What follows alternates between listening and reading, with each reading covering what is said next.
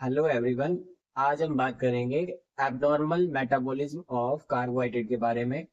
अब तक हमने मेटाबॉलिज्म चैप्टर से उसके इंट्रोडक्शन, कार्बोहाइड्रेट मेटाबॉलिज्म में glycolysis process, TCA cycle, glycogen metabolism, उन तीनों साइकिल्स का प्रोसेस का रेगुलेशन, उसके बाद हमने regulation of blood glucose level को देखा। अब हम इस चैप्टर का आखिरी जो टाइटल है, एबनॉर्मल मेटाबॉलिज्म ऑफ कार्बोहाइड्रेट से कौन कौन सी डिजीज हो सकती है, उसके बारे में हम देखेंगे।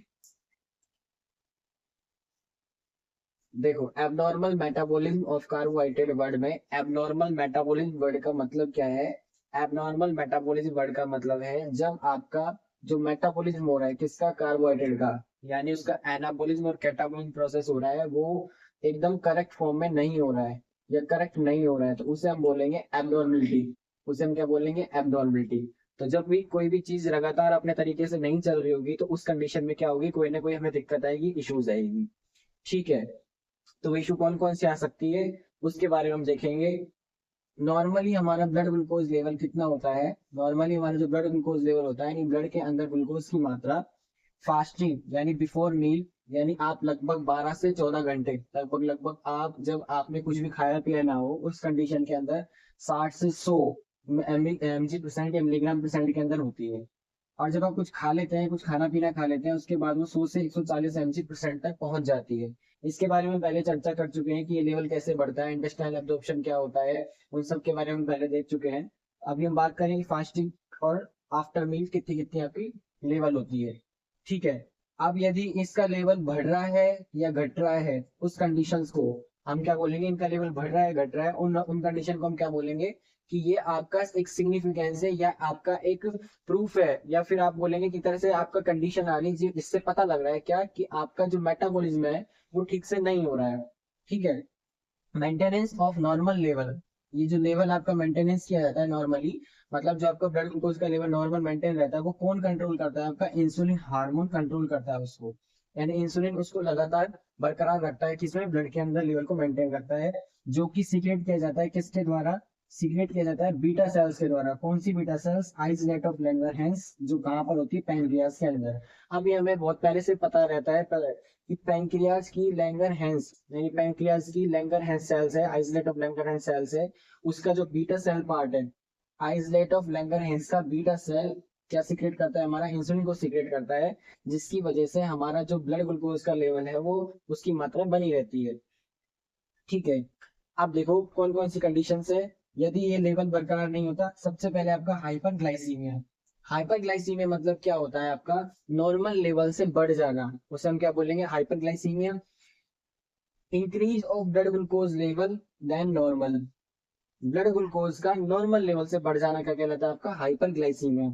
ये कब होता है? It occur in diabetes mellitus and disease of insulin deficiency. ये किस कंडीशन में होता है? ये कंडीशन होती है आपकी डायबिटीज मेलाइटस की। डायबिटीज मेलाइटस आपका कब होता है? जब आपका इंसुलिन की डेफिशिएंसी हो या उसकी कमी आ रही है, यानी जो या तो प्रॉपर सीक्रेट नहीं कर रहा आपका कौन? बीटा सेल्स, किसका? आइसोलेट ऑफ लैंगरहैंस का। कहाँ पे? पैंक्रियास पे। बराबर सीक्रेट नहीं कर रहा हो तब, या फिर इंसुलिन ढंग से काम नहीं कर पा रहा है, यानी उसके प्रति रेजिस्टेंस आ रहा है, तब उस कंडीशन के अंदर क्या होता है? आपका लेवल बढ़ जाता है, और उसे हम क्या बोलते हैं? Diabetes mellitus. डायबिटीज मेलाइटस और इंसिपिडस, ये हमारी दो तरह की डायबिटीज होती है जिसके बारे में हम आगे देखेंगे। ठीक है, तो इस कंडीशन को हम क्या बोलते हैं? Hyperglycaemia condition. अब ये हाइपरग्लाइसीमिया कैसे कैसे हो सकता है, क्या क्या वजह है, ये हमने जस्ट पिछली वीडियो जिसमें रेगुलेशन ऑफ ब्लड ग्लूकोज की बात की थी, वहां हमने देखा था कि कौन कौन सी कंडीशन है जिसमें हाइपरग्लाइसीमिया हो सकता है। जरूरी नहीं कि इंसुलिन की कमी हो सकता है कि जो अदर हार्मोन जैसे आपका थायराइड है, एड्रिनल कोर्टिकोट्रोपिक हार्मोन्स हैं, इनकी वजह से, या पिट्यूटरी का हार्मोन है उसकी लेवल बढ़ रहा है या उनकी एक्टिविटी ज्यादा आ रही है, तब भी आपका क्या हो सकता है? हाइपरग्लाइसीमिया हो सकता है। पर कुल मिला के अभी हम क्या बोलेंगे कि यदि ढंग से मेटाबॉलिज्म नहीं हो रहा है तो हाइपरग्लाइसीमिया हो सकता है। या फिर क्या हो सकता है आपका? हाइपोग्लाइसीमिया। हाइपोग्लाइसीमिया मतलब लेवल का कम हो जाना। Decrease of blood glucose level than normal, इसे हम क्या बोलेंगे? Hypoglycaemia. Decrease of blood glucose level than normal, इसे हम बोलेंगे hypoglycaemia. Mostly occur with overdose of insulin. Generally कब होता है ये? जब आपने इंसुलिन की ओवरडोज कर दी। अब इंसुलिन की ओवरडोज कैसे हो रही है? यदि किसी व्यक्ति को डायबिटीज हो रहा है, डायबिटीज हो रहा है, उस कंडीशन के अंदर वो इंसुलिन की खुराक ले रहा है, यानी इंसुलिन को आईडी तौर पे लगा रहा है, इंजेक्शन लगा रहा है उसके, और डेली रेगुलर आप उसको यूज करवा रहे हो, और उसकी डोज बढ़ जाती है यानी ज्यादा ले लेता है वो, तो उस कंडीशन के अंदर एक जनरल यानी नॉर्मल लेवल, जनरल लेवल जो आपका है उससे भी कम पड़ जाती है ना, इंसुलिन ओवर एक्टिविटी हो गई क्योंकि इंसुलिन का ज्यादा काम हो गया, तब उस कंडीशन क्या बोलेंगे हम, हाइपोग्लाइसीमिया बोलेंगे, यानी नॉर्मल लेवल से भी कम हो गया, यानी 60 से भी नीचे चला गया। एक कंडीशन आती है आपकी ग्लाइकोसियूरिया। ग्लाइकोसियूरिया क्या होती है, ये किसे बोलते हैं आप, excretion of detectable amount of sugar in urine, यानी यूरिन के अंदर से जब आप यूरिन लेते हैं उसका एनालिसिस करते हैं, उसके अंदर से आपको अमाउंट मिले, किसका अमाउंट मिले, किसका, ग्लूकोज का, तो उसको क्या बोलेंगे, ग्लाइकोसियूरिया, यानी एक्सक्रीशन ऑफ डिटेक्टेबल, डिटेक्ट कर सके आपको कितना अमाउंट शुगर का, उसको कहाँ पे, यूरिन के अंदर। जनरली हमारे जो ग्लूकोज है वो वापस चला जाता है, यानी ग्लूकोज जब आप किडनी वाले चैप्टर में एचएपी के अंदर बात करते हैं तो हम देखते हैं कि जो ग्लूकोज है आपका, ये एसेंशियल जो भी हमारे सब्सटेंस होते हैं वो किडनी फिल्टर कर देती है यदि, किससे, बर्मन कैप्सूल से, तो वापस वो हेनेलेज लूप के थ्रू, है ना, ट्यूबुलर सिक्रेशन के थ्रू, ट्यूबुलर एक्सक्रीशन के थ्रू, वो सारे प्रोसेस इन्वॉल्व करा के आप वापस ट्यूबुलर रीअब्जॉर्प्शन करवा के ग्लूकोज को वापस ब्लड के अंदर पहुंचा देते हैं। पर यदि मात्रा उसकी ज्यादा हो रही है ग्लूकोज की और वो फिल्टर होके बाहर आ रही है यूरिन के थ्रू, तो उस कंडीशन को हम क्या बोलेंगे, ग्लाइकोसियूरिया बोलेंगे, जो जनरली किससे एसोसिएटेड है, आपकी डायबिटीज मेलाइटस से। और डायबिटीज मेलाइटिस आपका क्या होता है, डिक्रीज ऑफ इंसुलिन लेवल, यानी जब इंसुलिन का लेवल आपका कम हो रहा है तो उस कंडीशन को हम बोलते हैं डायबिटीज मेलाइटस। ठीक है, और ये डायबिटीज मेलाइटस इंडिकेशन सबसे पहले प्राइमरी कहाँ देता है आपका, ग्लाइकोसियूरिया के ऊपर, यानी आपका जो अमाउंट है किसका, शुगर का, वो यूरिन के थ्रू बाहर आने लगता है।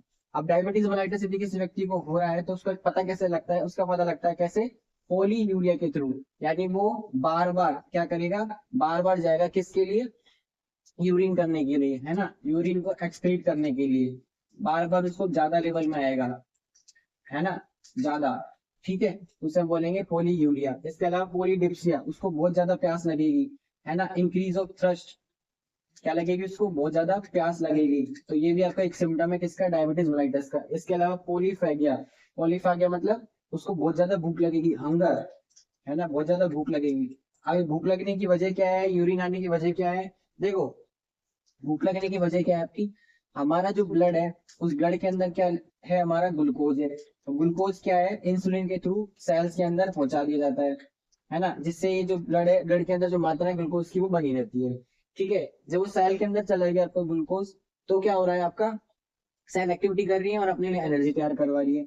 पर यदि आपका इंसुलिन नहीं है ना, इंसुलिन नहीं है, जो कि क्या है, आपका लॉक की चाबी है, यानी की है सेल को खोलने के लिए, यदि वो इंसुलिन नहीं है, तब क्या हो रहा है, जो ब्लड में के अंदर आपका जो ग्लूकोज है उसका लेवल बढ़ रहा है, लेकिन वो सेल के अंदर नहीं जा पा रहा है, लेकिन सेल को तो एनर्जी चाहिए है, तो सेल क्या कहती है कि हमें तो अभी भी खाना चाहिए, कुछ खाने के लिए चाहिए। तो व्यक्ति को क्या रहती है, जिसके अंदर भी उसने क्या बोलते हैं, इंसुलिन की डेफिशिएंसी आ रही है, दिक्कत आ रही है, उसको भूख लगती है ना, मतलब उसका पेट भरा है, उसने एब्जॉर्ब भी करा लिया, लेकिन सेल के पास नहीं पहुंचा, तो हंगर रहेगी उसको कि अभी और भी खाना है। ठीक है, उस कंडीशन में क्या होता है, आपका पोलीफागिया सिम्टम एक नजर आता है। ठीक है, इसके लिए ग्वारगम, है ना, ग्वारपाठा, ग्वारगम देते हैं आप ऐसे पेशेंट को। क्यों देते हैं, क्योंकि ये पेट के अंदर जाके फूल जाएगा, जब पेट के अंदर जाके फूल जाएगा तो क्या होगा, उस व्यक्ति को भूख कम लगेगी, क्यों लगेगी, क्योंकि उसने खा लिया तो पेट भरा भरा रहेगा और ये फूल जाएगा, पेट भरा भरा लगेगा उसको, जितनी जरूरत है उतना ही खाएगा। ठीक है, इसके अलावा कुछ हम दवाइयां भी देते हैं जो कि क्या करती हैं, अलग अलग, जैसे हमने पहले बोला था यहाँ पर कि या तो इंसुलिन का रेजिस्टेंस हो रहा हो, सिक्रेशन कम हो रहा हो, तो यदि रेजिस्टेंस आ रहा है उस कंडीशन के अंदर हम क्या करते हैं, रेजिस्टेंस, रेजिस्टेंस को कम करने वाली दवाइयों का यूज करते हैं, जिससे क्या होता है, आपका रेजिस्टेंस डिक्रीज हो जाता है और क्या होता है, आपका डायबिटीज कंडीशन को कवर किया जाता है। इसके अलावा आप जब रेजिस्टेंस नहीं है लेकिन इंसुलिन बन ही नहीं रहा, मतलब बीटा सेल से प्रॉपर सीक्रेट नहीं हो रहा, तब आपको इंसुलिन की डोज लेनी पड़ती है, जो पूरी की पूरी डिपेंडेबल है आपकी, मतलब आपको डोज लेनी ही पड़ेगी, इसका और कोई इलाज है नहीं हमारे पास में। ठीक है, तो ये आपके तरीके होते हैं कि इसको डायबिटीज को कवर करने के। इसके अलावा आप डेली एक्सरसाइज, सुबह घूमना, इन सब प्रोसेस के थ्रू भी क्या कर सकते हो, आप इसको डायबिटीज को कंट्रोल में कर सकते हो। ठीक है, तो हमने एबनॉर्मल मेटाबॉलिज्म के बारे में क्या बोला, जब कार्बोहाइड्रेट बराबर मात्रा में या सही तरह से उसका मेटाबॉलिज्म प्रोसेस नहीं हो रहा है तो उसे हम क्या बोलेंगे, एबनॉर्मलिटी, यानी एबनॉर्मल मेटाबॉलिज्म। नॉर्मली हमारी ब्लड की लेवल के अंदर ग्लूकोज कितनी होती है, फास्टिंग और आफ्टर मील के अंदर, फास्टिंग 60 से 100, आफ्टर मील 100 से 140। ठीक है, और इसको मेंटेन कंट्रोल कौन रखता है, इंसुलिन रखता है, जो कहाँ से सीक्रेट होता है, बीटा सेल से। किसकी beta cells, isolate of Langerhans, कहाँ पर, पैंक्रियास पर।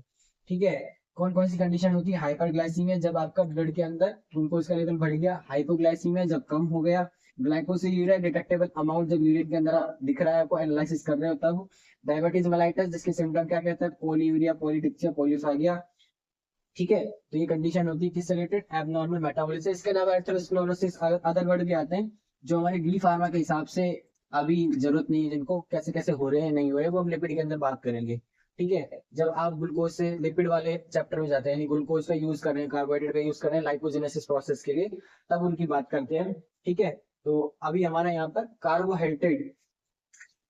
कार्बोहाइड्रेट मेटाबॉलिज्म, कार्बोहाइड्रेट मेटाबॉलिज्म से रिलेटेड सभी टाइटल पूरे हो गए यहाँ पे हमारे, किसके हिसाब से, डी फार्मेसी सेकेंड ईयर के हिसाब से। कौन सा चैप्टर, 8 नंबर का जो चैप्टर है यहाँ पर। अब हम आगे मेटाबॉलिज्म ऑफ प्रोटीन की बात करेंगे, इसके बाद लिपिड, प्रोटीन, बीटा ऑक्सीडेशन, जो भी इस चैप्टर के अंदर है सबकी बातें करेंगे। ठीक है, तो इन पूरे चैप्टर्स के अंदर अब तक हमने जो भी चैप्टर पढ़े उसके अंदर हमने क्या क्या पढ़ लिया, उसके अंदर हमने पढ़ लिया क्या क्या।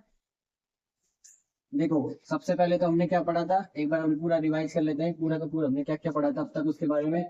सबसे पहले तो हमने पढ़ा था क्या, सबसे पहले हमने पढ़ा था इंट्रोडक्शन, जिसमें हमने क्या बोला था कि आपका मेटाबॉलिज्म होता क्या है। मेटाबॉलिज्म हमने बोला था कोई भी प्रोसेस जिसके अंदर एक फॉर्म दूसरे फॉर्म के अंदर ट्रांसफर हो रही हो, या फिर एनर्जी जनरेशन कराने के लिए एनर्जी का ट्रांसफॉर्म कराया जाता है बायोलॉजिकली, तो उसे हम बोलते हैं मेटाबॉलिज्म प्रोसेस।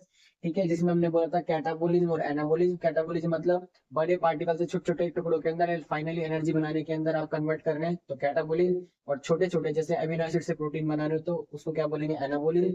इसके लिए हमने बात की थी किस किस की, डेफिशिएंसीज की, जिसमें हमने डाइटरी फाइबर्स मतलब खाने के अंदर से कमी आ रही है या किसी को जेनेटिकली, उन सब की बात की थी।